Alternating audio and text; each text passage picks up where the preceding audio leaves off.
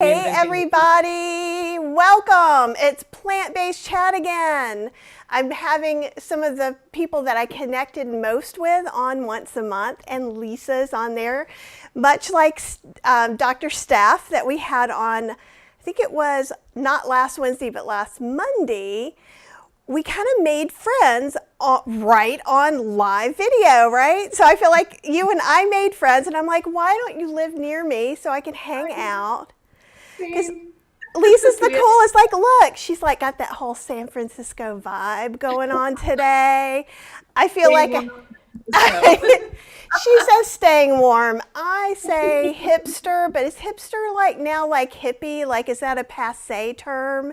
Is there a new term? I'm more of an old hippie because I'm too old to be a hipster. those are the younger people. They're hipsters. That's awesome. Well, we were talking about the weather just a minute ago. So it's like obviously super bright and sunny. It was rainy. It's like 60 degrees. Like last week it was 90 degrees. I have no idea what's going on. And I am actually, if you're on my newsletter, I've been starting about today is this because it's crazy. And Lisa, tell us about the weather in San Francisco. Well, it's been a little crazy here too. I mean, it's been sunny and cool, which I love. But then like a week and a half ago, we had this crazy rainstorm and there was like a mini tornado in Haight-Ashbury. I mean, in San Francisco, in the city. So it's, yeah. And then today, I don't know. I don't know how warm it gets here. We haven't been here that long. Like in the summer, it probably doesn't get super hot. I'm trying to think. The few times that I've been to San Francisco was in July because I went there for Pride a few times, which is extravaganza. I can't even imagine. If you come this year, we're going to go together. That would be so much fun. If we don't go this year, then we'll make a plan for next year, though. Okay. I think Cheryl has never been to San Francisco, and she's never been to like a big Pride like that. Like, this was a very long time ago, and people thought I was like super intellectual because I went to a poetry reading. I'm like, really? They just wanted to dance all night. I've been to Pride in Los Angeles and New York, and those were so fun. So I would love to go here for sure. Oh, How was the weather in July? How was the July weather in San Francisco? You know, it was, I don't remember being like just drenched in sweat. It's definitely better than it is in New York in July. Like New York in July is horrible. The streets smell terrible. They smell better than the subways. Oh, that's true. I lived there for 2 years, and so like the first time it was really hot and I went in the subway, I was like looking around for whoever was making that smell because it smells like a toilet. For those of you who haven't been there, you're not missing anything in the summer. It smells bad. So it smells good in here right now. I've got onions and garlic and all kinds of things going. So you've already started cooking. You're cheating. No, I'm kidding. There's no cheating. I wasn't sure how long it would take, so I did make a little bit ahead of time because I didn't want to be like, oh, it's the end and I don't have anything to show you. You're so good. But I haven't made my mayo yet. I was saving that for on camera. Well, why don't we talk? I'm going to let you kind of talk about any projects you have going on right now, anything like that you talk about now or later. It's up to you. And then maybe tell us a little bit about what you're making, why you picked the ingredients, and how it fits into our Canned Vegans barbecue, which I think is our series for the summer. Yes, we have to do a series because there's so many ways. So I'm working for WeHeal, WeHeal.health, Dr. Lederman and Dr. Pulde from Forks Over Knives. We just launched a new virtual healthcare model, and I'm a health mentor, but I also create all the recipes. And Matt and I have a virtual class coming up. It's a teaching about nutrition and then sort of super simple ways to make healthy food in the kitchen, in your own kitchen. And so we've got that series coming up and just a bunch of classes, and it's awesome. And we've got a book coming out. Matt and Alona wrote a book. I got to contribute to that. It's called Wellness to Wonderful. Yay! So that's coming out at the end of April. So yeah, there's a lot going on. And I was about to say if you get a preview copy, maybe you can show it next month too. For our pre-orders. Yes. And if you want to come back to the YouTube after we're done and put in a link to pre-order the book, because pre-ordering can really help authors with Amazon and its amount of books getting printed and things like that. So you guys, please, if you're interested in getting it, please go ahead and pre-order. And also, if nothing else, go look at it. That will help the algorithm there too. Oh, thank you so much for that. Yeah, it will be available for pre-order. I think they're just putting the final tweaks on the back cover. But Dr. Matthew Lederman and Dr. Alona Pulde had a few bestsellers. They had the Forks Over Knives and Forks Over Knives family books. They co-wrote the Whole Foods and the Whole Foods Diet books. So, and this book is fantastic. It's so good. I can't even tell you. So I'm excited.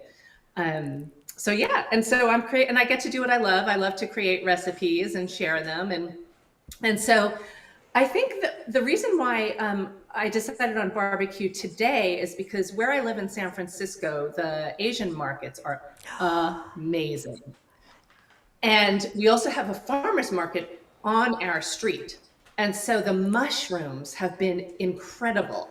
And I love cooking tofu and tempeh and seitan and all the what do you call it, the fake meats and stuff for grilling season. Those are super fun, right? But mushrooms actually are pretty crazy analogs for meat. And they are so good for you. I love Dr. Furman. It's part of his G bombs, right? Mushrooms. Have like anti-cancer properties. They have vitamin B and D and selenium. And they have a really meaty texture when depending on how you prepare them. So that's why I decided to do that. And I thought, yeah, but barbecue season's coming up, and let's start. And you don't need a grill for today. Which is awesome, because like what's funny is we have a grill, but I have never used it. Cheryl's used it like 3 times, so I have a little smoker. So I want to I'm going to commit to you now, before the next time that we do this, I will smoke something. So I don't know if you smoke things a lot, but I'm just thinking smoked potatoes, smoked tofu. I really want to try that, but I can't wrap my head around what a smoker looks like and how you do it. So if you can do that on one of your shows, I would love it. Sure. I'm like, how does that work? I have a stovetop smoker for inside the house. It's just this beautiful stainless steel thing that you put stuff in, and you get the little wood chips, so you can buy those. So also, even at like World Market, it keeps it in, because you want it all to be, so there's like this big dome, and it keeps it all in. I think it does make the house smell like a campfire, and I think that's a good thing. Cheryl's not necessarily as much of a fan, but the little ones for your grill, and this could be a charcoal grill, I believe, or a gas grill. It's a little box, and then you put those chips in, and they start burning, and then again, the lid would be closed. And there's a local restaurant that if you guys ever come here, you have to go to Fiction Kitchen. I will take you to Fiction Kitchen, because it's amazing. And she smokes these little baby potatoes, and they are magic. Oh man, that sounds good. Have you recreated that at home with your smoker yet? No, so I'm just trying to be bold. It was maybe 2018 that I smoked some salt, I smoked some tofu inside, and then Cheryl was complaining some, so I'm going to try and actually use the grill this year. I did not set off the fire alarm with the smoker. No, it did not. She's thinking of something else. She's thinking about whatever was about to catch fire in the toaster oven earlier when I was toasting my bagel. Been there, done that. Totally done that. I was going to say, I recently got Isa Chandra's book, Veganomicon and Vegan with a Vengeance. She has a new book called Fake Meat, and it's like all these like things made from like wheat, gluten, and tofu. And she has several recipes that you smoke. So it would be worth learning how to use a smoker just to make some of her recipes. I will find my stovetop smoker, because I can easily film something about that, and then I'll do something outside too. So I solemnly swear. And I just wanted to mention too that even though if we are not in the grand city of San Francisco, which I'm so jealous about a lot of the food and things that you have there, but even Durham, North Carolina is fairly ethnically diverse now because there's a big tech center. So like literally within 30 minutes, there's probably 12 or more Indian groceries. We've got H Mart. It's a little further away, but even right in Durham, we have Lee Ming's. And that is the place to get oyster mushrooms, shiitake mushrooms, king mushrooms. They're just significantly cheaper. Don't get them at Whole Foods unless that's the only place you can get. Like the king mushroom you have in front of you, it's been a while since I bought them, but if you buy a little, they're wrapped up at the Asian market where I go. I know. Yes, but it is what, but you could get like maybe 4 of those for like $5-ish, but I think one at Whole Foods is like $10 or something crazy. Yeah, they're super expensive. Well, we've got the Asian markets, and then the farmers market, there are a couple of mushroom growers who have beautiful mushrooms. And I'm a big fan of Wicked Healthy Sarno brothers. I don't know if you know Derek and Chad Sarno, and they actually wrote a mushroom manifesto. But they sort of started the movement of taking the oyster mushroom clusters and cooking them in cast iron with another cast iron on top. And you sort of press the water out of them, and then you baste them and put them on the grill. Kathy, they're like, when you do that, I don't know if you've done that yet, they're like skirt steak. Like the texture is really meaty, and they don't taste like mushroom. Like my son won't eat mushrooms. He's a teenager, but he will eat that because it's so good. What? And for all you mushroom haters out there, let me just kind of say this too. Just think of it as like natural umami. It adds a lot of flavor and texture. And I think depending on how you feel, some people are texture eaters and that's their issue with mushrooms. Chop them up small. Totally. Yeah. But I've put them in so many different things that people are like, don't put it in there. And they're like, oh, this is actually really good, right? It's a beautiful flavor. Yeah, I mean, if you like crumble it up in a red sauce, it's great, like a bolognese, right? You can put it, and if it's in dumplings or something, it's chopped up really small, so you don't even know it's there. And I get it, because if you just cook mushrooms like in a pan with, with some seasonings, it can have that funny texture. I don't mind it, but if you're texture sensitive, that's not going to be your deal. But the thing I love about this one recipe I'm going to make is that it makes it, you don't even know it's mushroom. It's like pulled pork or something. Oh, that's awesome. Can you show the whole mushroom to everybody in case they don't know what a king mushroom looks like? They call them king oysters. I already started shredding it, but they call them king oysters, and I always refer to these as trumpet mushrooms. And you can if you get a smaller one, you can chop them before you shred them. Don't shred them if you're going to do this. You can make scallops out of them. You've probably done that before. Yeah, right? Like cutting them straight across to make them into the little rounds because they're naturally that way. And then you score them and you cook them in a pan, and they look exactly like scallops. Ooh, I've not scored them before. I'll have to try that. Yeah, you can make them look really fancy. That's what I'll be expecting for my San Francisco dinner when I come.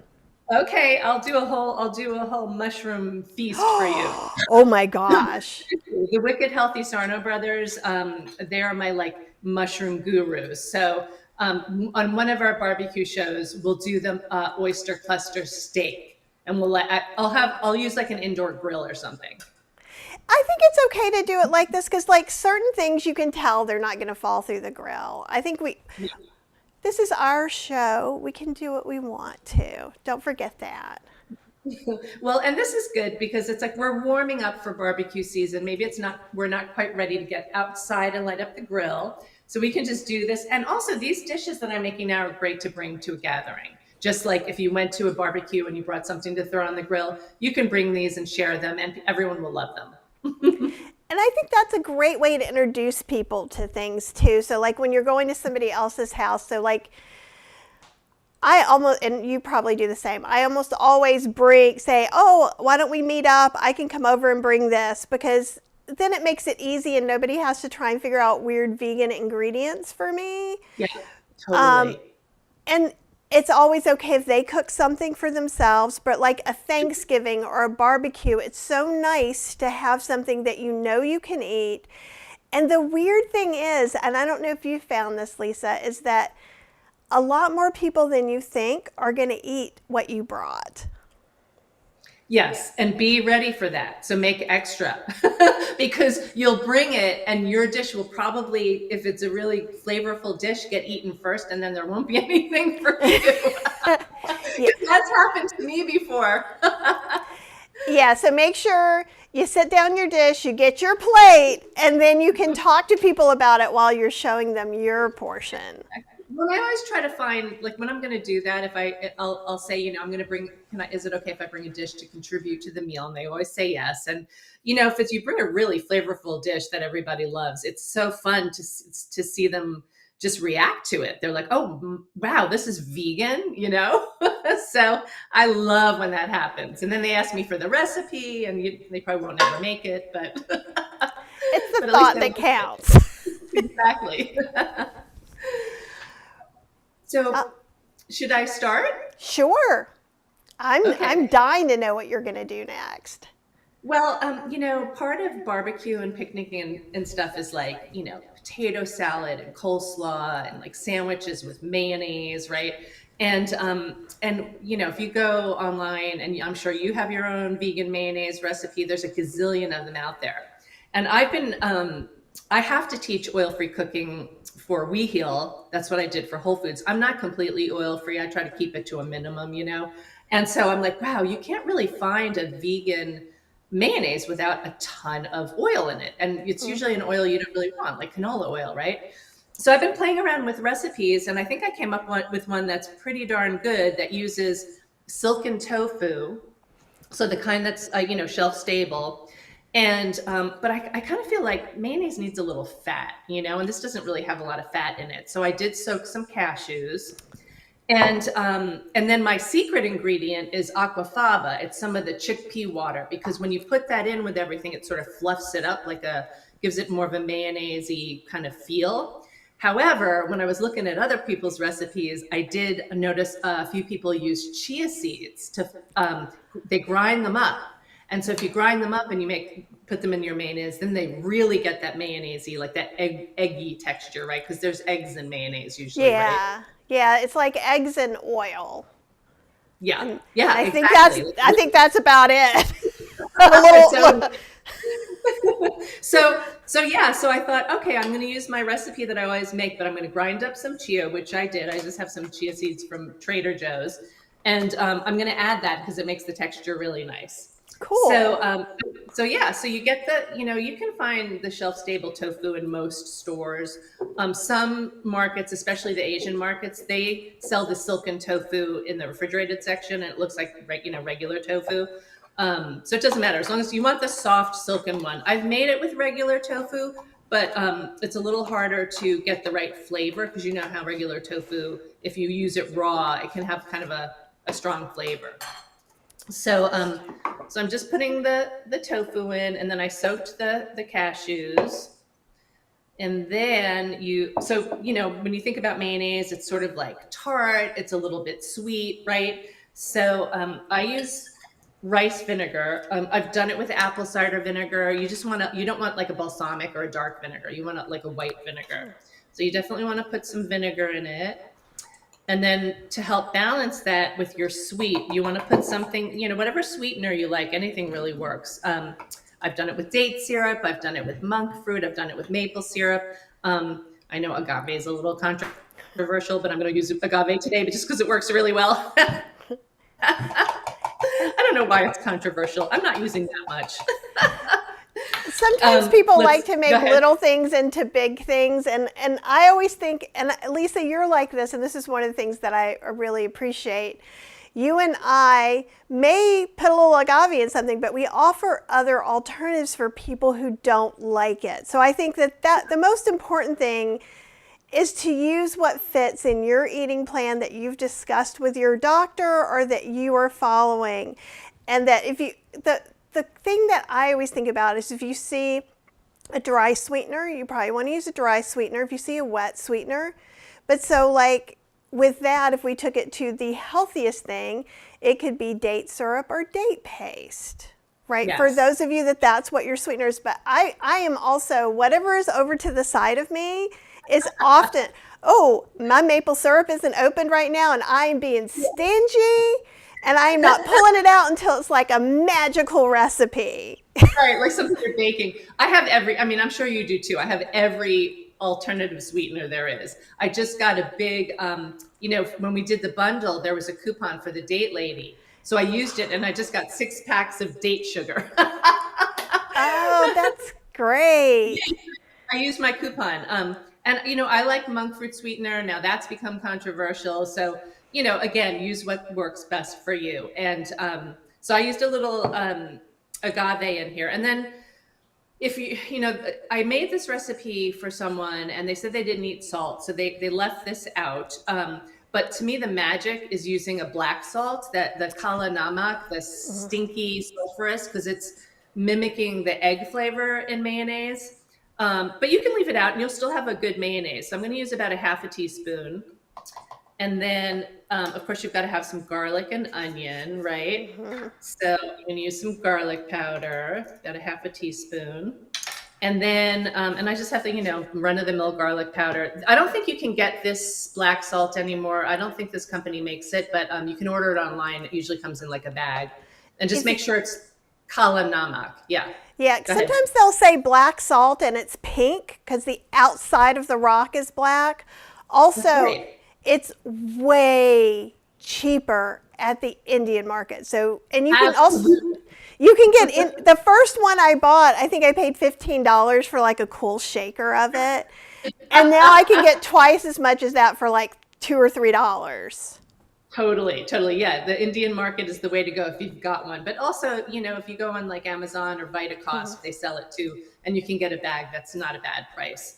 And then I like to put some onion powder. And I've really fallen in love with this Trader Joe's onion salt because it's got like scallions and it has green onions and regular onions. It's got a little garlic. So I'm going to use that because my onion salt is completely caked up and I have to dig into it. That happens to me all the time. Right? Like, why? Why does that happen? And I get the granulated because usually the granulated, that doesn't happen as much, but it's been happening. So I think because there's a lot of humidity here. It is about the humidity, and North Carolina is really humid. So if you have any vitamins or something like that, keep the desiccant packs, and I toss it in there. Yeah. I remember when I was a kid, we had salt shakers and my mom had raw rice in them. Yes. Did your parents do that too? Yeah. Okay. I'm going to put a little bit of Dijon mustard in, so that'll add to the tang. And then I put a little bit of lemon juice. You don't want too much. And I'll have this recipe is in, it's on the WeHeal.health website. If you go to resources and go to recipes. So I'm going to put a little bit of lemon. And Lisa, if you email me that link, I'll put it up too on the YouTube site. Okay. Yeah, I didn't think to do that. So I will do that. Okay, and then I think that's it. And then I'm just going to add a little bit of the aquafaba to get started. And what you do is you start blending it up in your blender. And then if you need a little more liquid, add a little more aquafaba. If you don't have chickpea water, just use unsweetened almond milk, unsweetened soy milk, whatever milk you have. That's fine too.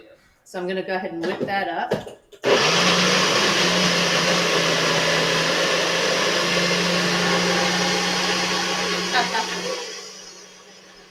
And I waited too long because now the chia seeds are all sticking to the bottom. Oh no! It'll still be good. That's okay. Yeah, be warned. Maybe put the chia in last. See, that's totally what I would have done though. Because it's true. We've just been chatting along and the little chia seeds have been soaking up all its goodness. Oh my gosh, you have no idea how good this is. It is so good. And I didn't even like mayonnaise as a kid. I thought it was gross, but this tastes so good. All right, I'm just going to blend it a tiny bit more. Absolutely. You can use this for sandwiches. You can use it for coleslaw. You can use it for potato salad. So the sandwiches I'm going to make, we're going to do a slaw with. So I just buy this. I like to buy the already shredded, the lazy person's cabbage No mix. shame in that game. And you can get it at Trader Joe's, Whole Foods. I've seen it in supermarkets. It's just got white cabbage, red cabbage. Sometimes it has a little carrot, right?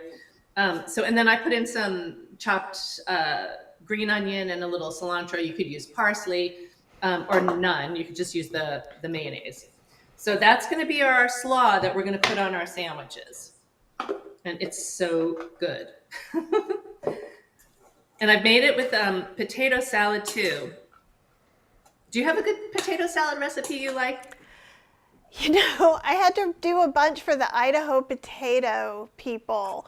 So I have some weird ones. I have like an Indian potato salad and a Brazilian potato salad, which is basically like Southern potato salad with like green peas and carrots. So but it's an eggy potato salad. So I use kaladamak and stuff. Oh, But I fantastic. tend to just throw vegan mayo, some ground celery seed in there, Yeah. and salt, pepper, and some mustard of some kind that's in the fridge. But Oh, that sounds delicious. pickles are always a plus for me. Like, I am a pickle gal. Did you say pickle? Yum! And Okay, Nancy here's Herman. Oh, that there's our looks so good. so good. Okay, so all right, so the trumpet mushroom. Okay, so what you do is you take a fork. So this is going to be like your pulled pork barbecue, right? So you just shred it with the fork, and see how it does that? It's like, It's great. yeah, so when you cook it, it doesn't have that slimy mushroom feel at all. You just cook it down, and I'm going to go ahead and you can use the top too, but I'm going to just use the stem for now. You could like break the tops up as well. And then you just kind of, break them apart. And then we're going to cook them in a pan. So I like using cast iron. You could use a nonstick, use whatever pan you want. And I got my little thing here, my little That's awesome. travel burner. So we're going to heat that up. So we're going to get that started. So basically all I'm going to do with this, if you have like a dry rub, like bone sucking sauce, they have a dry rub or some kind of, steak rub, you can use that. What I'm using is I put garlic, onion, a little cumin, a little smoked paprika, and a little bit of, I think that's it. Oh, and I put a little chili powder. You can use any combo you want. So this is like kind of your dry rub for your pork, right? Mm-hmm. So you're just going to mix it with that while your pan heats up. And, I'm going to do this without oil, but if you need to, you can just use a little spray. But if you're avoiding it, then you don't have to put it at all. So I'm not, mushrooms make a lot of their own water. So if you're completely oil free, mushrooms are easy, right? Right. And that's what I was wondering, because like if you didn't rinse that, I would be likely to put the mushrooms in and then add the seasoning once they made some water. Did it Yeah. did it stick before okay? I couldn't Yeah. see, so You know I'm what? sorry. It The stuck. batch I did before, I actually put the mushrooms in and then I put the seasoning. Okay. And So then you could do either way. either way works great. And Yeah, because the water's still going to come out of it, So your spices will just toast a little bit, but they won't burn or anything. that's Okay. perfect. It already looks so good. I make something similar with shredded or spiralized sweet potato. Ooh. Because you'd think it when you cook the sweet potato that then it would just become mashed sweet potatoes, right? Yeah. But when it doesn't, So you it's shred them crazy. raw, right? Yeah, you can shred them either in long shreds and cut them like spiralized, or I've done it just like because I'm lazy, so I'll use the shred of my food processor. What So would that we do without that? That's the best shortcut. yeah, and so like if for some reason you're not able to eat mushrooms, maybe you have an allergy or something like that, like shredded sweet potatoes might be interesting to try. Well, yeah, shredded sweet potato sounds good. I really want to try that for sure. And then what I was going to make that I'm not going to make, but the recipe is on the website. I was going to do a jackfruit, like kind of pulled pork. But I decided to go with the mushrooms since they had such beautiful mushrooms at the market. But the jackfruit in brine, and when you're using this for savory dishes, make sure it's not in syrup. It's the young jackfruit in brine. Because Unless you otherwise, like juicy fruit barbecue, right? exactly. And so this is really easy too. I have it on the website, and you basically drain it and you break it up, and you cook it very similarly. When I'm making that recipe, I usually do a lot of garlic and onion in it first, and I use a little vegetable broth, and then I put the barbecue sauce in. So what we're going to do with this is we're going to cook it down a bit, and then we're going to add your favorite barbecue sauce. You can make a homemade, or this is Trader Joe's Kansas City style. One of my favorites, and I don't know if I can get it here. I haven't looked in Whole Foods or anything yet. There's Austin's own barbecue sauce. It's a little less sweet and more tangy. But yeah, any barbecue sauce you like. And so what you're going to do is, oh, let me preheat my oven real quick. And one thing I just want to bring out to everyone that you may not know is what's weird about barbecue sauces is you need to read the label if it doesn't say vegan, because lots of them have Worcestershire sauce in it, which can contain anchovies. Uh-oh. I think that one's okay. I can't remember. Yeah, this one does not have Worcestershire sauce, but you're absolutely right. Well, even some now, I will read all of them. So I'll run across it. It'll be Worcestershire sauce that's vegan, because there is some out in the wild now, like Kroger brand was for a while. And so it's a real hit or miss thing, but we've definitely brought home the wrong one and given it away.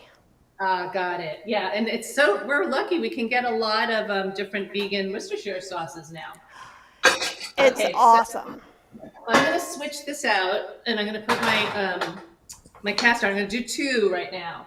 I'm going to put the other one on the stove and let it continue cooking. So this one is my steak sandwich. So it's basically using thinly sliced portobello mushrooms. Oh. So this one could not be easier. I mean, they're both pretty easy. So I sliced up some red bell peppers and some onion, and I'm going to get that started in my pan. And again, onions and peppers have a lot of water, so you don't have to use oil. I'm going to put a pinch of salt, and we're going to get those.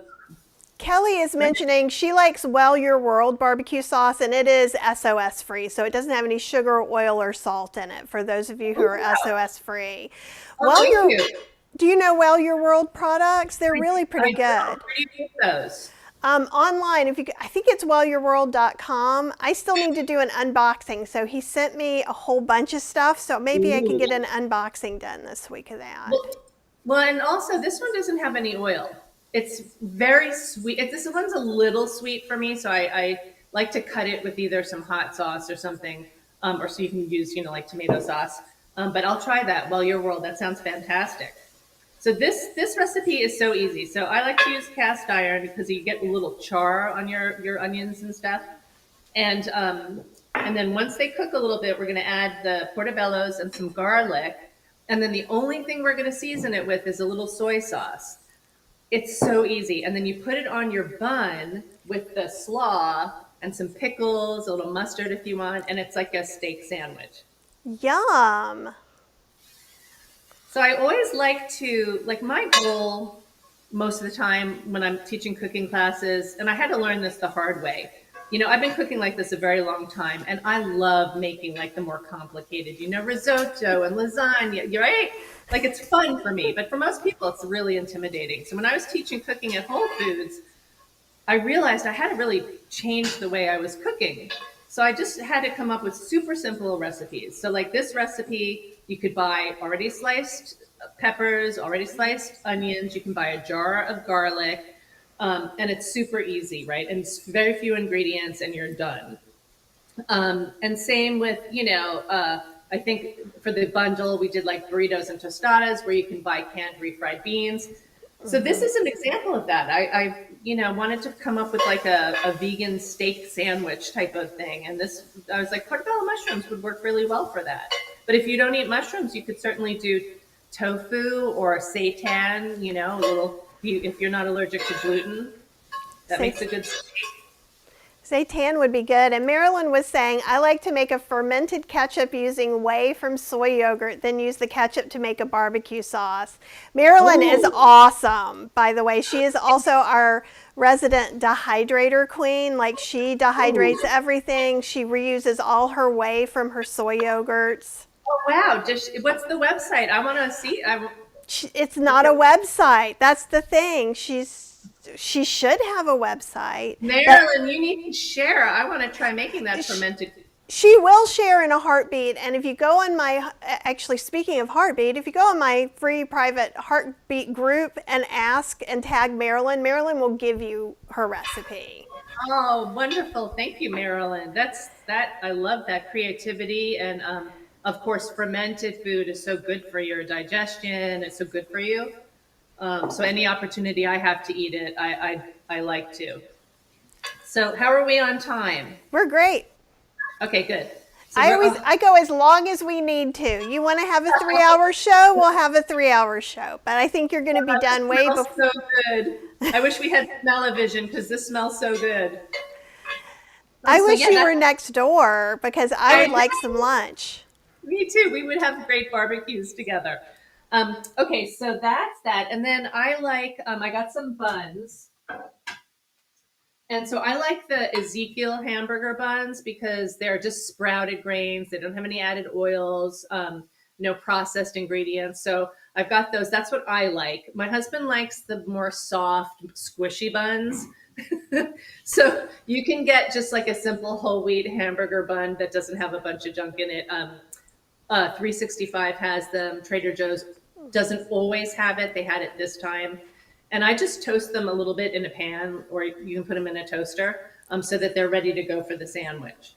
And toasting it makes all the difference. To me, that's the difference between, well, I was hungry, so I made this with some stuff I had, and ooh, I'm having a special sandwich. Yeah. Well, and that's what I love about this meal. It's like, it really feels like so much work went into it. And look, it's like so easy and so flavorful. And these are the dishes when you go to a barbecue and you bring it and everyone tries it and they're omnivores. They're like, ooh, wow, that's vegan? I'm like, well, you eat mushrooms, right? Mushrooms are vegan. But people often underestimate things. They expect that we're eating salads or whatever we have doesn't have any flavor. And so I love the way you use the rub in the mushrooms, because to me, the king mushrooms aren't as flavorful as some of the other mushrooms. Kind of like jackfruit just doesn't have really much flavor at all. It's a texture. Yeah. Well, and sometimes the texture of jackfruit can be a little weird. Like, I find that when I'm making the jackfruit pulled, I call it pork. I find that you really have to cook it down to get it a little drier. And I'm just going to swap these out. So this is how easy this is. So I cooked it down, got some water out. So now what I'm going to do is I'm going to put some barbecue sauce in it. And you could be done right here. This is it. You can put your barbecue sauce in and eat it like this. But what I'm going to do is I'm going to put parchment paper on a baking sheet. And I'm going to spread this out. I've got my oven preheated to 400. And I'm going to put this on the parchment paper. And I'm going to cook it for about 15 minutes, maybe tossing it one time. And then it gets all caramelized. And you have like little black bits, like when they cook meat, you've got like your little charred bits. And the other thing I wanted to say, we were talking about the smoker. I'm not a big liquid smoke fan, but if you wanted more of a smoky flavor, most stores sell a liquid smoke. Oh, and and I found one on Amazon. Here, let me go back to both of us for a second. And it's Lazy Kettle brand. Oh. And it is it's really just pure liquid smoke. So there's no artificial flavors, colors, or preservatives. Most do not have that. Some have caramel color. Yeah. I love liquid smoke. Like, I love smoky everything. But this is the one that I found that I feel like everybody can have. So when they catch liquid smoke, and I used to know someone who worked briefly at a liquid smoke factory. So they Whoa. literally burn wood and catch the condensation. So some brands, and there was one brand that has a guy on it, and it was full of crap. I had never seen anything like it wasn't just caramel color. It was like sugar and crazy things that were in it. I mean, all you want is the smoke flavor, because usually what you're putting in it has all that other flavor, right? Why would you need to do that? Right? Yeah, no, but so, and when, especially people who are whole food, plant-based, no oil, looking to eat cleaner, this is the one that I've researched for you. And Fantastic. Diane is asking, I just came online, where's the recipe posted? Diane, Lisa's going to give me the link, and then I'm going to come back and put it on the YouTube channel. And if I see where you posted this somewhere on Facebook, I will post it there too. Yeah, I'm going to put it on the website, and then, okay, so I still have my my portobellos and my peppers and onions going over there, and then I'm going to add, I chopped up some garlic, so I'm just going to add those to this, let it cook a minute, and then I'm going to add the soy sauce, and it's going to be done. And I'll show you what they look like. They look beautiful. It's like, I don't know, it looks like meat, but it's not. It's good for you. Okay, and then, so now what I wanted to show you is you're going to take a cookie sheet with parchment paper. We're going to do this. I'm going to shut off my pan here. And then you're just going to put this, so it's got the barbecue sauce in it. You cooked it for, maybe another minute or two just to infuse it with the sauce. And then you're going to spread it out. You can see you want to spread it out as much as possible. And Looks so good. That's going to help it caramelize. And and I'll show you the one I did already, because the parchment paper actually turns a little black, but that's okay, because that's your sort of your barbecue, right? So here's one that I did earlier. Ooh, that looks so good. Looks like meat, but it tastes so good. And so that's what, I better put my timer on or I'm going to burn it. I'm going to forget it's in the oven. Oh, that's my life. I'm always on the timer, and the timer makes my dog crazy. Oh, really? He loses his mind when it goes off. It's like, the world is ending. That's funny. I think we talked about your dogs last time. Yeah, maybe. He's a special little nugget. We love him. What kind of dog is he? He's a pit hound mix. Ooh. But he's not over here whining, but he whines, and you think there's this tiny little dog over here. But he's a big softie. Yeah, and he's not giant. I think he's like 60 pounds. Something. Oh yeah, I've got a 60 pounder. He's a pit mix, and he is a big baby. What was it? We got some frozen rice out yesterday or the day before. Oh, that looks so good. Okay, and now I'm going to finish. Finish it. You can use low sodium tamari soy sauce, Bragg's aminos, and you're just going to put a little bit on, and then that's it. You let it cook for like 1 more minute, and you're done. That's your sandwich. All right, tell me more about your dog. Oh, I was just going to say, so it was really hard. We were pounding it to break off a piece to heat it up. And he went in a corner like he was terrified. Oh. And he's been with us for over 10 years. How is he with the vacuum cleaner? He doesn't like the vacuum cleaner. How about yours? No, he doesn't, but it's funny because, he is a bit of a chicken. He definitely cowers at loud noises and strange sounds. But the funniest thing is we have those Dyson sweepers, they're kind of smaller. And when we start using it, he starts attacking it, and he puts it up in his mouth. It's the funniest thing. He's such a goober. Oh, he's braver than Maxie is. Maxie's yeah, no. If we're out walking and I kick a stick and it hits his foot, he jumps behind me. He's like, "Mommy, fight the snake." Oh, I love them. They've just got such great little personalities, right? Yeah. No. Right.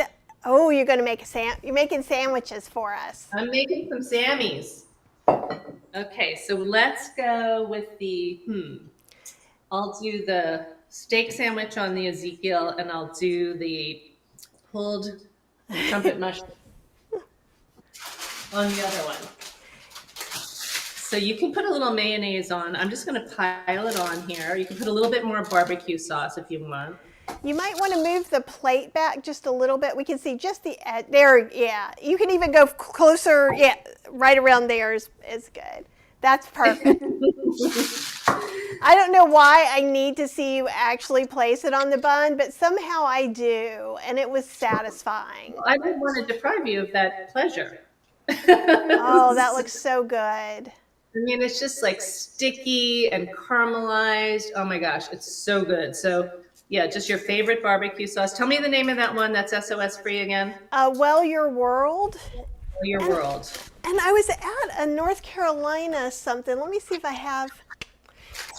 We found another one that I think was sugar-free. Oh, yeah, actually, there is some salt in this. Here, I'll show you real quick. And I'm probably going to try this. It's an East Carolina barbecue. So Ooh. Every state has their own barbecue. So like South Carolina does a mustard barbecue. Texas is more like this tomato, and this is more of a vinegar barbecue. So apple cider vinegar is the first ingredient, but then it's butternut squash, carrots, salt, black pepper, red pepper, garlic powder, onion powder, paprika, sage, and turmeric. So I'm very excited. It's a local product. Will you post that? I want to try that. Yeah, it's by True Made Foods, and this is the one, they have a special one, no sugar. It's not just, it's catching my face. So. Well, I'll tell you something. I would now I want to make one with those ingredients. I'm like, butter squash and apple cider vinegar. What a great idea. I mean, we can make barbecue sauce with the sweet potato base, or that's a great idea. You know what I tell, but when I'm working with clients who are trying to transition away from meat and all the kind of yucky processed food, I tell them, like, with condiments, you can be a little less strict if you're struggling, because you're not eating as much of it. So like if you have a little ketchup on your sandwich or burger, it's not like you're having a bowl of it. It's like you're having a very small amount of it. With a barbecue sauce, this you'd be having a little bit more, but you're not having a huge amount of it. So if there's a little bit of sugar in it, don't stress out. Just do your best. And then if you can get the kind without it, great. And same with oil. Like get the one without the oil. If it has oil in it, make sure it's at the bottom of the list. But most of these things you can get without oil. So it shouldn't be too hard to do that. But the point is that do the best you can. And, again, it's like the ones without the sugar and with the better ingredients, go for those for sure. But if not, you're not using a lot of the condiment. And I love that way of thinking, because like I'm always on the lookout because people are always asking me for the no oil, the no sugar ones. And I literally was at a North Carolina event and I found some really cool stuff like this. So I was kind of shocked amongst these things. But I do think, what's the old saying, like, don't throw the baby out with the bathwater, right? Mm-hmm. And I think that it can be really, really easy to do that when you're trying to transition. Sorry, I was putting up a comment and I just made it ginormous. Well, look, yeah. You just have to start where you are. And I'll tell you this right now, like over the weekend, we were out doing some things. So I went to this bowl place that I think it's BBQ, and it's Korean, and I had roasted broccoli and purple rice and all these beautiful things. But there was sesame oil on the broccoli. It was not a perfect 100% whole food, plant-based, no oil meal. Exactly. But my other option was kind of French fries, right? So it was a way better than that. And in fact, I got a lot of veggies in me that didn't have anything on it too. Right. Well, and here's the thing. If you can go 100%, great, do it. A lot of people struggle with that. I don't think moderation, that's a whole other conversation, but for a lot of people, they have to take baby steps, right? Mm-hmm. And so if you're having a mushroom sandwich instead of a steak steak sandwich and your barbecue sauce has a little sugar, that's fine. I think that's my point. And yeah, I mean, there's some like Lauren Bernick with Well Elephant has fabulous ideas for eating out and she's very strict, avoiding the oil. She does a great job with it. I'm kind of like you. I don't have any heart disease or any, health issues. So if I go to a Korean restaurant and they put a little sesame oil, I will indulge. But at home, I don't cook with it, Okay, so here's, so I put the slaw on with the steak sandwich. And I put some pickles on there. I like to put dill and bread and butter, but I ran out of dill. So these are bread and butter. But I do have some yummy dill pickle slaw. So I'm going to put that on.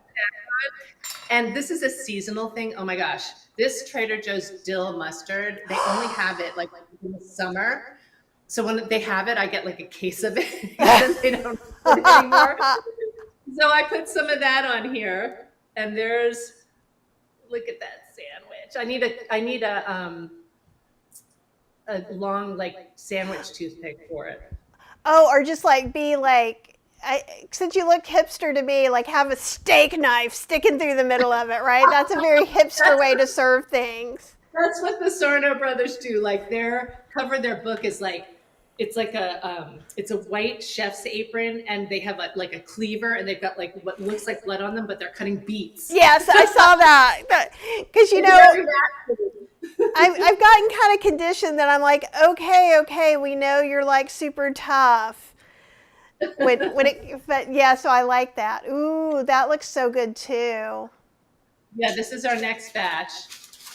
So my husband's going to be very happy that we have all this yummy food around whenever I teach a class or do a live.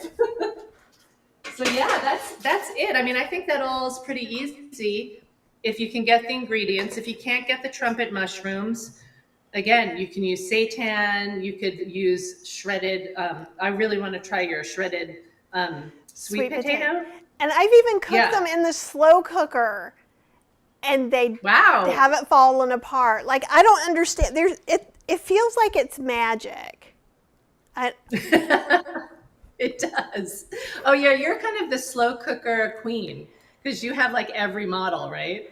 Yeah, I used to. Like now there's so many different manufacturers, it's impossible. But at one time I had 30 slow cookers when I was working on the cookbooks. That is so awesome. Hey, I do want to mention though, the jackfruit and brine, if you have an Asian market near you, it's like the best price on it, and they have different varieties, but Trader Joe's has a really good one.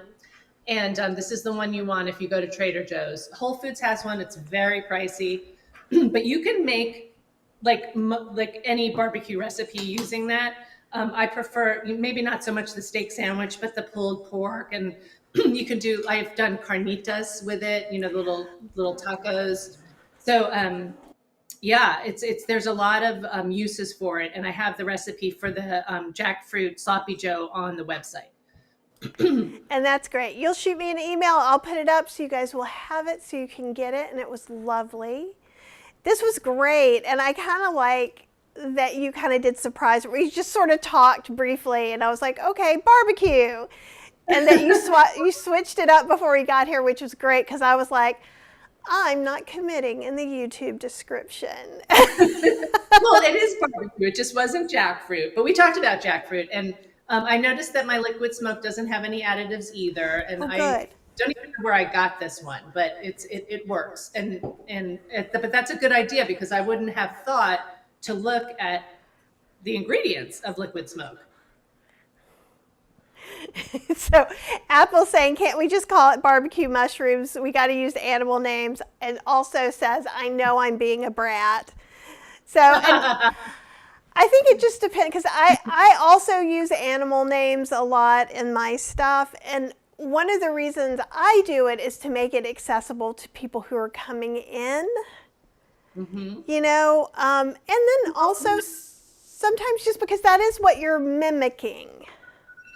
Well, that's the thing. Here's the other thing, okay? Because I'm like, you tell me it's a mushroom and I will eat it. You tell me it's faux steak, I might be a little more reluctant. So I can completely relate to that. But my son, he doesn't eat meat, and so we were having a conversation about lab grown meat. So if meat and poultry weren't cruel and we didn't have to kill animals, he actually doesn't. He misses the flavor, right? So for people like that who are just like trying to stop it because they know it's bad for the environment, they don't want to harm the animals, but they do, like, they miss the flavor of it, then calling it a steak or a pulled pork is probably, a good thing for them. Like, this doesn't taste anything like pork, but it has like a similar texture. So for someone who's like, oh man, I miss that pulled pork sandwich, it's like, great, you can do it with mushrooms. So, but I get it. But You don't have to call it meat. And I agree. And when you're making it, you can call it whatever you want. And there's a Japanese word, and I always forget it. But basically, it means the memory of a thing. And so basically, that's what all these things are for. So like, I grew up in barbecue's a big thing in North Carolina, and it's pork barbecue. And when I was in my 30s, because I went vegetarian at 18, it was like I missed the memory of those flavors. Sure. I did not miss the memory of eating an animal, but then making something that reminded me of that I could make a sauce that's similar, I could have a chew that's similar, and it satisfied me perfectly. And I think some people who end up, and this is not a blanket statement by any means, but I think people who then, especially if you went vegan younger, I think in your 30s and 40s, you get a little more nostalgic, at least for flavor profiles and things. And I think sometimes that helps people break being vegan. I think that's where some of the ex-vegans come from. Obviously, there's a wide array. But if they can just satisfy those food memories in a way that still works with either their health or their ethics. So that's the way I look at it, that I'm hopefully providing an option either to make people who are like, I can never go vegan because I couldn't have pork barbecue anymore. Exactly. And then look at Lisa's thing. Everybody gets there a different way. I prefer the whole food. I got into it for health first, and then it was the ethical and the environmental. So health was my door in. But not everybody's is. And Chef Reina, who's a Filipino chef here in San Francisco, my dad was from the Philippines, and my family, like, they eat a lot of pork. And as a kid, I was so grossed out by the pig in the spit that I wouldn't eat it. So I went to her restaurant in Brisbane recently, right not far from here. And she has like this pork that she makes. It might come from Omni pork, but it's like Filipino lechon. She has a lot of those things on the menu, but let me tell you something. That entire restaurant was filled with Filipino people who were not vegan. So that to me is like, that's the point, right? They were enjoying the food, and they would, if they were on their own in they would have gone to a restaurant that serves actual pork and beef and all that stuff. And, but they were loving her food. And that's the kind of story that I think is kind of magical. And Gina was saying, I miss meat, although I would never eat it again. And eating a cauliflower steak helps me feel like I've eaten it. And then Apple says, I'm in my mid-50s and been a vegetarian since birth and vegan for 30 years. So yeah, I have a hard time relating to people who crave meat. I know this is my lens, and I try to be compassionate. And I can understand that. And I think there are more and more people who maybe are, for lack of a better term, I use gold star vegans or vegetarians, meaning you've never had meat before. And I can understand why this whole like food memory thing is like crazy to you, because your food memory might be granola or tofu steaks or something like that. And there's nothing wrong with that. I just think that, especially as recipe developers, we kind of also have a responsibility to help prop up the people who didn't start out that way, who could have some cravings. And Cheryl wasn't able to become plant-based until Beyond Meat came out. And she doesn't she rarely eats it now. Like every once in a while, if she's having this big burger craving, But before, she wasn't able to really go over without being like, I need to be able to have a burger when I want a burger. Yeah, my And husband was like that too. It took the Beyond Burger to help him transition all the way. And I think that's the point of those. Like, I work, as a coach, I've worked with so many people, and I've got the people, the clients who go 100%, and it's miraculous. They go whole food, plant-based, no oil, and their health completely transforms, and it's amazing to watch that. But more people can't do that. My experience in the clinic with people who had a lot of chronic illnesses and they were older, so having like transitional foods was really helpful for them. But for me, I'd much rather have a mushroom pulled pork sandwich than a Beyond Burger. I prefer the whole food. I'm the same way. And what's been interesting is like over the past like 3 or 4 years, watching Cheryl just pick the black bean burger over a Beyond Burger as time has gone on. So it's been a very interesting thing to watch. But I think Yeah. especially a lot in the whole food plant-based community, they get so like Beyond Meat is bad, and yeah, no one's saying it's a health food that you should eat 3 times a day. Vegan. It's not whole food plant-based. It's a vegan product. Right, it's like Oreos. And Right. however, if knowing that you can get an Oreo helps you pop all the way over, that's super helpful because then you can start going, well, now that I'm vegan, maybe I don't feel so good because I'm eating so much sugar or so much Right. fat.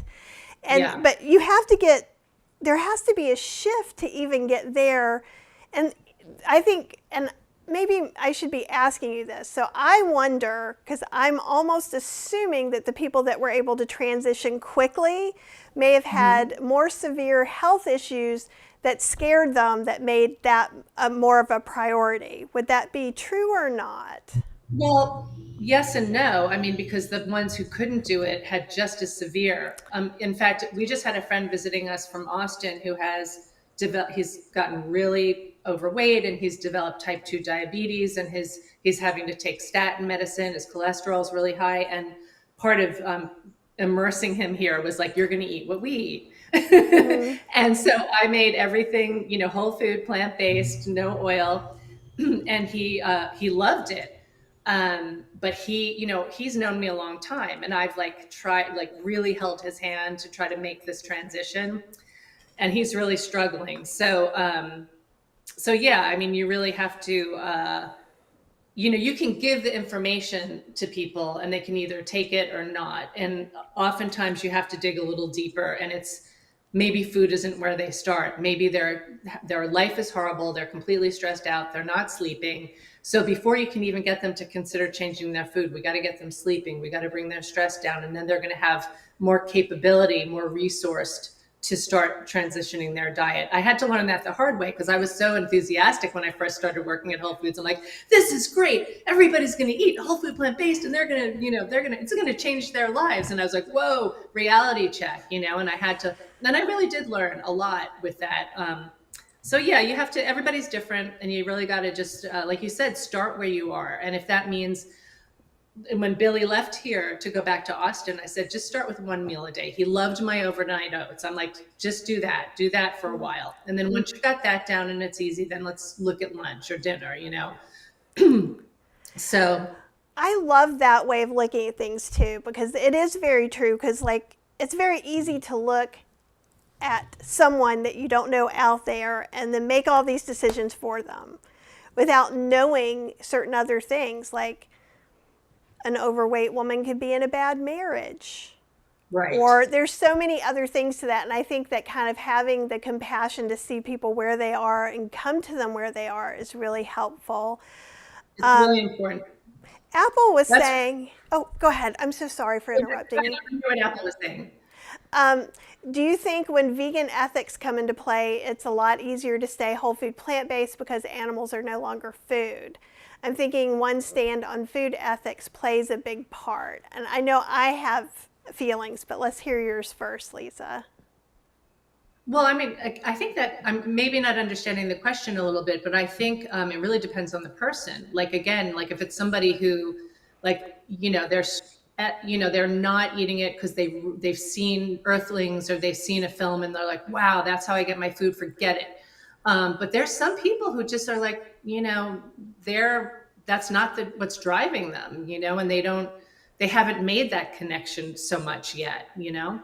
And I do agree. I feel like people tend to come to this vegan or plant-based diet, meatless eating, let's call it that, from one side or another. And that's why these sides like to fight sometimes too. So people come to it as vegan, and I came to it from vegan, basically compassion side. I became vegetarian first, but it was about animals. And so then life went on, and then I saw, ooh, eating healthier is actually compassionate to me. Whereas a lot of people then come from the other side, which is I need to get healthier. And at that point, they're not really worried what's happening to that chicken or not. And I'm not saying people shouldn't or anything like that, but when they're in this, it could be that they just found out if they don't eat plant-based that they're going to have, open heart surgery. So that's not really a point when you're at this kind of low point of your life that you're going to go, compassion. However, what I have seen, and I wonder if you've seen this too, coming from both ways, I've seen people come both ways, and then most people end up meeting somewhere in the middle or kind of just joining the two. So I think people who end up doing it long term in general that I see have some more compassion and think about it that way, and also are having that kind of compassion and thinking about their health as well. Yeah, I think that's absolutely it. I think even if you start out for other reasons, you eventually get to that point. And nowadays, it's like the conversation I have is like, well, you might not care about your health, but look at what industrial agriculture is doing to the world, and look what if it's not health driven, look at all these other factors that are reasons to go plant-based. And getting back to what I was talking about before, the reason why Matt and Alona are known for Forks Over Knives, which was all health-driven, whole food, plant-based, but they created WeHeal because, for the same reason I was saying, is that there's so many other factors in a person being able to make that decision that need to be addressed with a lot, whether it's, a horrible relationship or a really stressful job, or they have chronic pain. And so WeHeal is about, looking at the whole thing and figuring out, where we start and how to get all those facets healthier. So, I agree too. And I'm getting other people like Raven saying, gets the food memory thing, that foods her mother or grandmother made and craving them, but it's more the flavors and comfort. What's really funny, let me find it down here. Nancy said, my mother was a terrible cook, so I don't have great food memories, laugh out loud. And mine wasn't either. Like there's like three or four things. But an apple, I want to put this out too, because I know this apple, but maybe not everybody else does. I'm not judging anyone. I'm admitting my blind spots and lack of understanding for people who miss eating animals, and we totally get that. I don't feel like you're trying to be weird about it. You're just bringing up that topic, and it's valid. And the thing is your perspective is often, the minority. So it's good to bring that up and have us think about that as too. And DRL says it can be a long, arduous journey for some, as others have said, it's a marathon, not a sprint. Yes, that go for progress, not perfection, right? And one of the things that people fear, a big fear about going plant-based, is deprivation. I'm not going to be able to have that chili my mom made. I can't have that fried chicken. So, a lot of what the conversations I have with new clients is use all those same seasonings, only instead of meat, use a mushroom, or try tofu, or make a sloppy joe with lentils. But you can use, what kind of barbecue sauce did your parents use? What was your favorite pickle? And just keep those flavors there. Just swap it out. Because I think, again, the big fear is like, I'm not going to be able to have the things I love. And it's not true. You just have different versions of it. And I'm like 3,000% on board with you on that one, for sure. Because, and as much as people look for the outside in and see, and I'm sure I do that. Like, so I think I've never been to Germany, and I always think, what would I eat in Germany? A potato. I would have potatoes all the time because it's. Still on potatoes. I'd be very happy. Potatoes and sauerkraut. As long as they're not putting meat broth, like in the South, you can get a vegetable plate. It is not vegetarian. There's No, my fat grandma. back in the green Yeah. beans, there's beef broth in the potatoes, there's all this stuff. So, and I think other people look into eating meatless the same way that maybe I look to, okay, here's this country that I know just like this much about their food. And so I think they go, ooh, it's salads. Ooh, they can't go to barbecues. They can't have, I guess they can't have Thanksgiving because there's no turkey. I guess they can't have this. So they're making all these assumptions. So the more we bring them things that look familiar, I think it helps people jump over the fence a little bit more sometimes. Oh man, we could talk about this for hours. There's so much there to unpack, and let's not forget that, we're not going out there and killing the cow and cleaning it ourselves and eating it. We're going, not me, and it's disgusting to even think about it, but people are going to the store and it's all packaged up and all clean and nice for them. There's no blood, so I always say that if I could go out and kill an animal and eat it myself, I might eat meat, but I can't imagine doing that. I look at a piece of chicken and I have pet chickens. I'm like, oh my gosh, people, like if they only knew my chickens, they would never eat a chicken. Stella and Hey, they're like dogs. So, But and see, then you get to be that example. yeah. So yeah, there's a lot to talk about here, but I think the main thing is that we all have to have some empathy and be open to having, sort of a conscious, kind dialogue around it, because it is easy to get angry and righteous when you know that people are just being ignorant about how animals are treated, but they haven't gotten there yet, and so we really have to listen and understand where they're coming from, and then just try to give them the information and hope they change. I'm always saying, like, look, watch Earthlings, watch whatever documentaries help you take that next step, or to understand where I'm coming from. And I agree. And I think it's both, and I've seen this both from the vegan standpoint and the whole food plant based, is when you get started and you see some sort of result. So like with vegan, a lot of times it's like you feel like you're doing good for the world. You feel like, and you get excited and you feel that good thing. You want everyone to feel it. Or maybe you've gone whole food plant based and you're starting to get a little more energy. And so we have to be careful to not then preach to everyone, because they're not going to hear that any more than if someone's preaching to us that we should go back to eating meat, right? Yeah. In one ear and out the other. I had someone. No one told what to do. Right? No one. If you can't be convinced to start eating meat again, they can't be convinced to stop. However, I'm always like, I'm the nice lady next door who brings you vegan cookies. I try to hook people in. Here's a good recipe. Oh, you like that? I'll make that for you again. And then as people see that they're not being deprived, I've seen people be more on board and more curious about what some of the options are. And so there's a big, all different kinds of conversations coming up, but even someone else who became an ethical vegan had some relapses because they were craving dairy, and then they came back to it. And I think that is another amazing point. Never be ashamed when you trip up. You have a goal, you trip up, it happens sometimes. We pick the strong part is not beating yourself up for doing something bad, but for picking yourself up and getting back onto the track you want to get on, right? So important, Kathy. It's like if you go out and indulge in a burger and fries because you're out with your friends, you're not over. The next day, do better. Just don't, you always have the next meal to make that better choice. And I think what you just said is so important. Like, don't shame people if they fall off, like support them in staying on and getting back to it. And even more so, and I'm working on this myself, so I'm changing some of my goals right now too. So it's really important. I'm really great at not shaming other people. What I'm not great at is not shaming myself.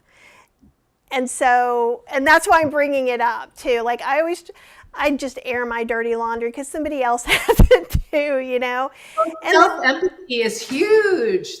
yeah, I mean, that's something I need to practice as well. And, we're all works in progress, and we all have things, like I became vegan because I saw a side of beef on a hook and it all clicked. That's all it took, and I didn't eat meat again. That's not what it took for somebody else, right? And it's okay. We have to be gentle with ourselves. I was vegetarian for a long time, for a couple of decades before I became vegan. And that's also okay. It was part of my process. That And was your path. right? And I'm not going to feel really horrible about the things that I messed up in, because right in that moment I was doing what I thought was okay, what I had put my path. And that's why a lot of times I'll say your path or your eating plan or something like that, because if you are a forks over knives person, if you're an Esselstyn, whoever, Dr. Campbell, it doesn't matter. I don't care, because I can help make my recipes fit whatever your stuff is. And so can Lisa, right? That's the fun part for us. Yeah. And I mean, the thing is just give yourself some grace. Try not to be too hard on yourself. If you're the person who does really well at not being hard on yourself, then work on not being so hard on everybody else. Yeah, that's a great message. Yeah, it sucks working on it, though. I can tell you that, too. Oh, I know. I'm with you. That's the hardest part. And I'm like, because I'm helping other people to be kinder to themselves, but I have a hard time with being kind to myself. So that's why I like you so much. We have those sorts of things in common. And Kim, who says they've been whole food plant-based for 2 years and her palate's totally changed, but she was saying we need to have grace for ourselves. I've changed my way of eating after 50 plus years. It's a day-by-day thing in my life. Wonderful. And yeah, isn't that a beautiful thing to think about? And because all we have is now. I can't change what happened 10 minutes ago. There are very few things I can influence that are going to happen in the next 10 minutes. Some I can, but I need to be the best person that I can be and make the best decisions I can make in those 10 minutes while they're happening. Just keep moving forward, definitely. And you know what she just said is really important too, for anyone who's just like dipping their toe in. Your palate will change. That's like a big part of it. Like after a while, you don't even want those things you used to eat. When you get used to eating whole food plant-based or even vegan, like those things that you used to eat aren't going to taste good to you anymore. My husband went through that. He ate dairy and fish for a long time before he stopped. And now if there's something has fish sauce in it, he sends it back. Or if it's got like a little bit of dairy in it, he won't eat it. And that took a while, but he doesn't like the flavor anymore. It's very interesting, and how all the different changes happen. But none of that happens until you kind of are willing to make that first step. Yes, taking the first step. And it can be a little intimidating and a little hard. So what the thing is find great recipes from Lisa and from me, from Chef AJ, there's so many people out there that if you don't love my recipes and you love Lisa's, more power to you. Probably you'll like both of our recipes, Or like think of your favorite like meat-based or fish-based dish and Google the vegan version of it, and you'll get like 100 recipes that you can look at. Exactly, and know that it's okay. So I see it both ways. I see like Apple saying, I don't have these cravings. And that is awesome. And I know, Apple, you eat so well and you do so many cool things with your food. And so you're going to be Googling something else, but someone who is transitioning could literally Google vegan pork and come up with all these different ideas. And so I think it's a matter of accepting yourself where you are right now and taking ownership if you have a craving, because, you can make a different choice at that point. Let's say like Cheryl, long before Cheryl went plant-based, she didn't care if I gave her a plant-based chicken nugget or a regular chicken nugget. Like that's a really, like that and Beyond Burgers are really great, especially if you have a spouse who's not interested in eating like you do. because we can, even now she will still eat some plant-based nuggets, so I'll keep some down. So if I'm making something that's too vegetable-y for her, she can add in a couple of nuggets with it. And, because you have to kind of you've got to think of your family and who else you're feeding and all those other things, which is just not, it's a lot. Go visit an animal sanctuary. I think it was when we got our pet chickens that my husband was like, could never take a bite of chicken again because he's like, he'd never really met a chicken before. And he can't now. He's like, how do people? He just can't wrap his head around it, So go visit an animal sanctuary, meet the lambs and the cows and the chickens. And I think that's a great point. If you're trying to get out and just get some fresh air, it's a great time to go visit them. They're always looking for people to volunteer and help do some work. Yes. And you get to see these really cool things. And a couple of weeks ago, she's supposed to email me. I met a woman who evidently follows me, and she has a pig sanctuary. Oh, sweet. And she said I could have some calming, happy pig time, and I'm very excited, like ridiculously excited. We have in Austin, there's Central Texas Pig Rescue, and Lauren and I actually volunteered there, and it's super fun. Totally, like the pigs are so cute.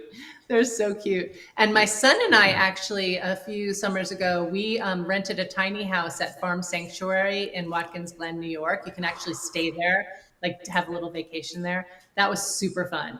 So there are places where you can actually go, have a nice place to stay, wake up, and you can volunteer or not. It was really a wonderful trip. Oh, you might need to send me that in the emails, and I'll post that up too, because it's vacation time. Yes, yes, and they're tiny. They also have like cabins and stuff, and I think you can probably camp out, but the tiny houses were really cool.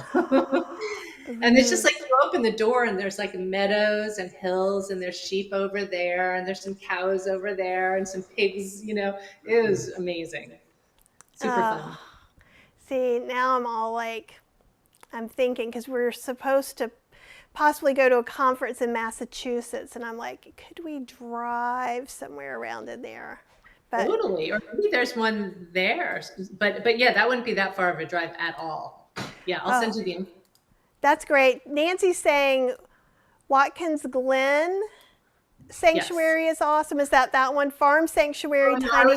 Well, I know there's another one there. I was actually at the Farm Sanctuary there, but I know there's one that's called like Woodstock Farm Sanctuary also. There's a bunch. There's one large one near us too. But I have probably kept you from your lunch long enough. But I could literally just like hang out. Like we could be here all day. But I know we're not supposed to do that. We'll have to just pick it up next time. Well, that's great. And I love that we're going to do a barbecue theme for a while. And you just tell me when you want to change from the barbecue theme. Okay. And Kim is saying, will any of you be at the NHA conference in June? I will not. Will you, Lisa?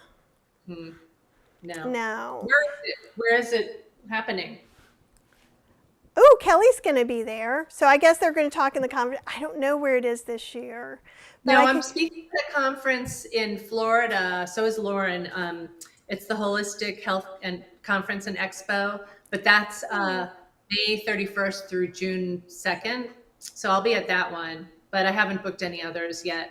I'm going to do Lauren and I are going to do a food demo together, and then Dr. Lederman and I are going to do something similar to what we're offering virtually, which is a nutrition and cooking class. Oh, that'll be awesome. Yeah, lots of fun stuff.